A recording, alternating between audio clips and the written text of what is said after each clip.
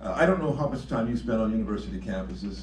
I've spent my whole life in the academy, and I can tell you, I have witnessed the deterioration over the course of time.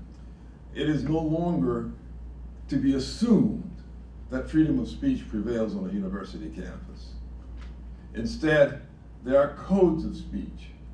I would say codes of conduct, except the conduct that is most severely restricted is speech on our campuses today.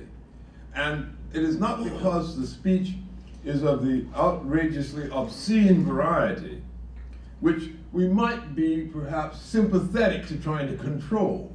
After all, a society in which obscenity, vulgarity, and profanity is rampant is not one that would be pleasant to live in. But no, it is rather these speech controls over expressions of opinion about social and even personal relationships, which some declare to be offensive to them.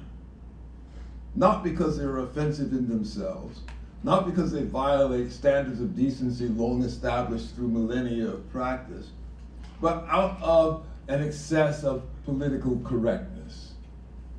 Now, that is not merely a problem of the academy, and this is the point of my remark, and this can perhaps sum up the whole conversation this evening.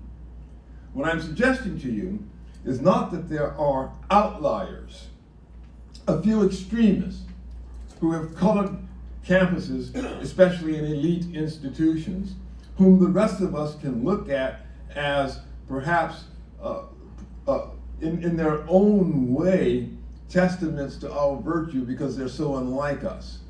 No, that is not the case. What they are illustrating is what is becoming pervasive. We are imposing it.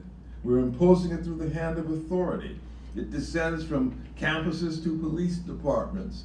It invades bureaucracies of every stripe.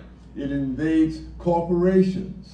We invest huge sums of money in administrative budgets to seek to impose these kinds of sensitivities throughout the society.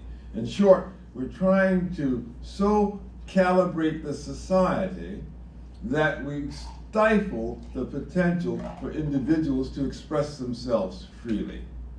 This is radiating out from the campuses, I say, throughout the society at large. This accounts for the polarization, and people are being riven by it. It has often been remarked that today people don't participate in common sources of information, that they in fact tend to isolate themselves into their niche markets. They listen to particular outlets for news, or they read particular variants of literature. They don't expose themselves to diverse views and understandings. It is, of course, ironic that as we celebrate diversity, the one diversity that we cannot tolerate is a diversity of opinion. That is utterly unacceptable in the current day and age.